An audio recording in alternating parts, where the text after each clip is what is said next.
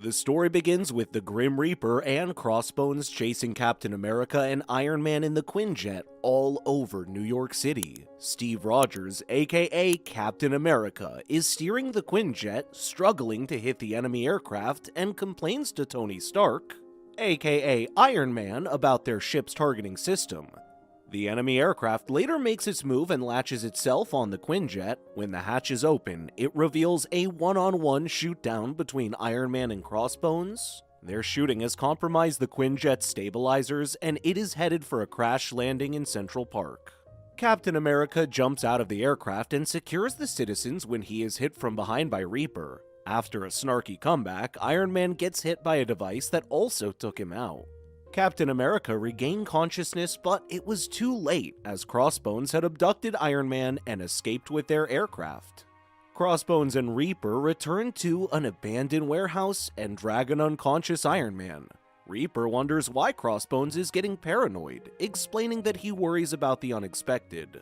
He claims that they might make it work as long as they stick to the plan and keep the surprises to a minimum. As they enter the building, the doors automatically open themselves and an elevator pops up. They later drag the unconscious Iron Man into the elevator to an underground lab, where they come face to face with Red Skull. Grim Reaper wonders if an Avenger for a prisoner is enough to get them to join his group. It was later revealed that they were on a submarine when Red Skull ordered his men to launch the sub. Crossbones worries that they were taken off the land with no escape, when Reaper explains that it doesn't matter whether it's a volcano base, a space station, or a submarine. While second-guessing their decision to join, Red Skull calls out MODOK and wonders if their so-called prisoner is real. MODOK confirms it's the real Iron Man and suggests checking inside the armor. Reaper says they have already tried, which will be challenging to crack.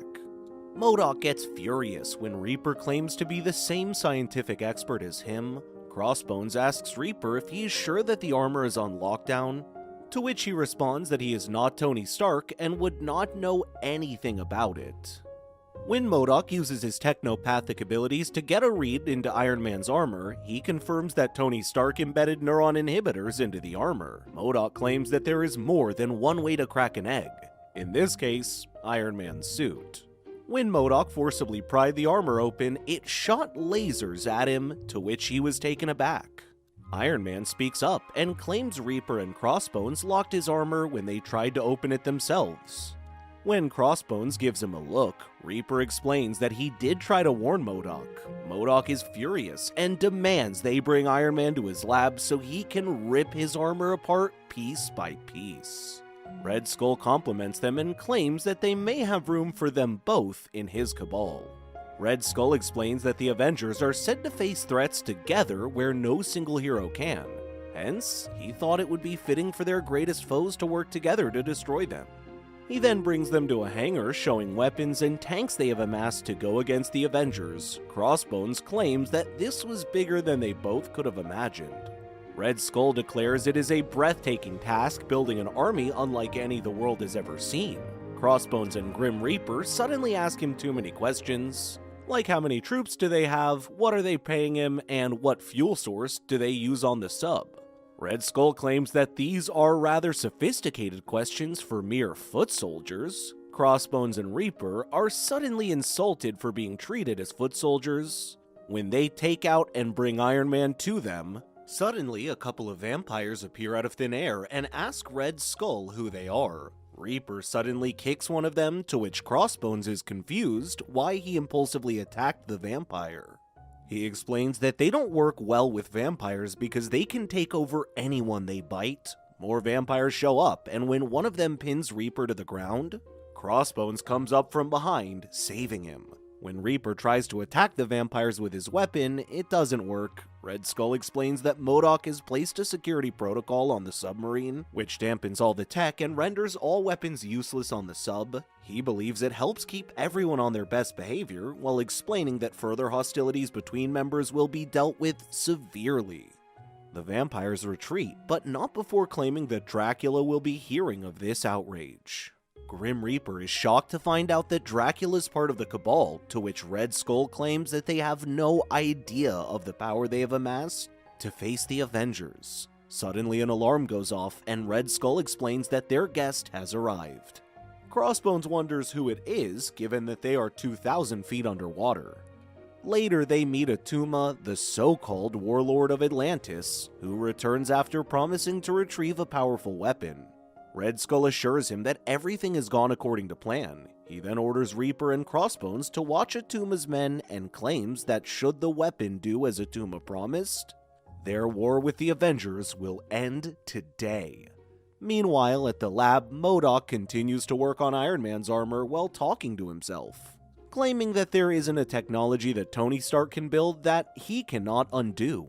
After having drained the energy from the armor, MODOK finally opens it to find it empty, except for Tony Stark's rather embarrassing photo of his behind.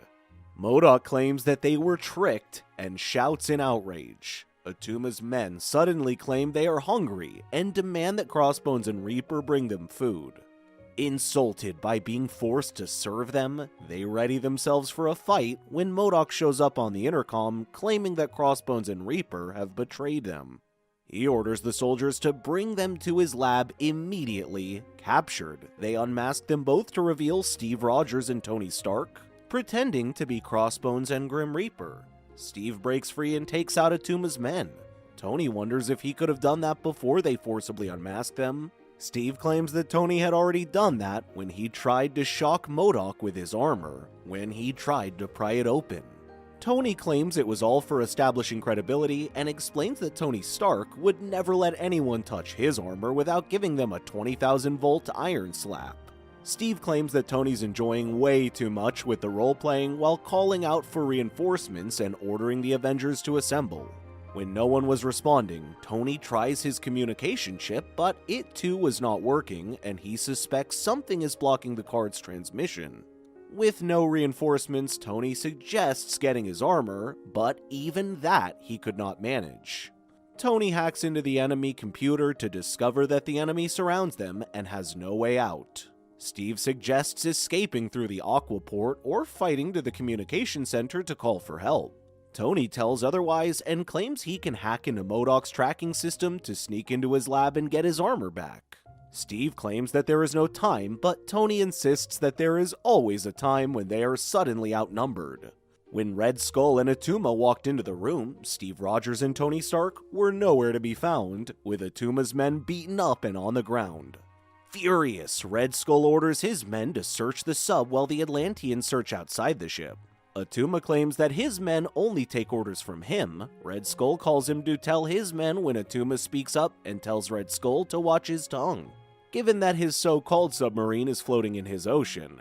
After witnessing Red Skull and Attuma going at each other's throats, Tony claims their so-called cabal isn't as close as Red Skull claimed. Steve claims it's a familiar scene given that they are arguing about decision differences. Back at the Avengers Tower, Clint Barton, aka Hawkeye, has been pretending to be Captain America to have everyone fooled with their undercover mission, to which Natalia Romanoff, aka the Black Widow, calls out his bad Cap impression. Sam Wilson, aka the Falcon, has been checking on Captain America and Iron Man's location when he explains that they suddenly moved as if they were on an underwater transport, and lost their signals altogether. Natasha claims they should have sent her given she's an actual spy. But Clint explains that Crossbones and Reaper's outfits wouldn't fit her. Sam suggests linking up with S.H.I.E.L.D. to try to track them, when Clint suggests having Hulk and Thor interrogate Crossbones and Reaper. Back on the submarine, Tony suspects that MODOK's power dampener is mainly activated by the black box on his forehead. He believes that he can reactivate his armor if they can shut it down. Steve claims they don't have time for that, and should focus on sending a signal to their team. When they are suddenly distracted by the weapon, Attuma brought on board, claiming to be powerful enough to end the war today. Worried about a mass weapon of destruction, Tony and Steve are later discovered by the enemy. With no weapons, Steve and Tony run away from their pursuers when they decide to fight back. Steve hoisters Tony on the back of an armored robot, which then Tony uses against their comrades. When they thought they had cleared the room, vampires suddenly appear from the vents. Tony has a snarky remark about being happy to see vampires and save him from one of Steve's lectures. Steve then fights the vampires, throwing one of them to the window, where the Atlanteans outside discover where they are. Tony had the brilliant idea of breaking the glass to let the water in to distract the vampires and make their escape before Red Skull and the others arrived. Red Skull is furious as Steve and Tony continue to keep eluding them. MODOK assures him that they will eventually capture them, given that Tony Stark is useless without his armor, much like him. Red Skull is insulted and claims that no one's place is secure in the Cabal, suggesting that even MODOK is dispensable. Suddenly, his men inform him that they had managed to break free the Trident from the gunk it first came in. Tony and Steve have hidden in the vents and overheard their conversation, worrying that their improv fighting might not work out till the end. Tony admits that Steve's idea to infiltrate the Cabal was excellent, for they would not have known about how serious this Cabal was. Tony explains that without his armor, all he could do was improvise. Unlike Steve, even without his shield, he's still built as a fighter. When Tony is about to put himself down, Steve claims he's one of the most intelligent men in the world, and that the Avengers are lucky to have him. Red Skull has his hands on Neptune's trident, said to be a weapon of the gods with the power of the ocean itself. He declares that the Avengers will fall, while all nations shall tremble before him. Tony suggests getting captured so they can get close enough to MODOK to destroy the black box on his forehead that controls the tech dampeners. Red Skull uses the Trident's powers, but it is too strong that it ruptures the hull and water comes rushing in. Red Skull then controlled the water to restrain Tony and Steve. While Red Skull claims to have control of water and is made as a weapon for the Cabal, Steve suddenly punches Tony, making it seem like they have an internal conflict. They made it seem like they were fighting, but were just putting the seeds of conflict between the Cabal members. It didn't take long before Red Skull, Attuma, and MODOK fought over the Trident. While they're distracted, Steve grabs a shield he used to attack MODOK and the black box, turning down the power dampeners. Tony says he needs 5 seconds to activate his armor and asks Steve to stall them. Even with his armor on, Red Skull claims it's already too late for him when he suddenly uses the Trident to create a massive octopus-like monster to attack them. Attuma takes the Trident away from Red Skull, but Steve manages to steal it from them and break it into 2. Attuma claims that their actions have angered the ocean itself on them, which creates a massive whirlpool that pulls the submarine towards it. Iron Man tears a hole through the submarine to escape the whirlpool, but it was too strong for his armor, and his armor was forced to shut down. As they fell back into the whirlpool, Steve said not to worry, as he immediately called on the Avengers the minute the power dampeners were down. Hulk catches Steve while Thor retrieves Tony.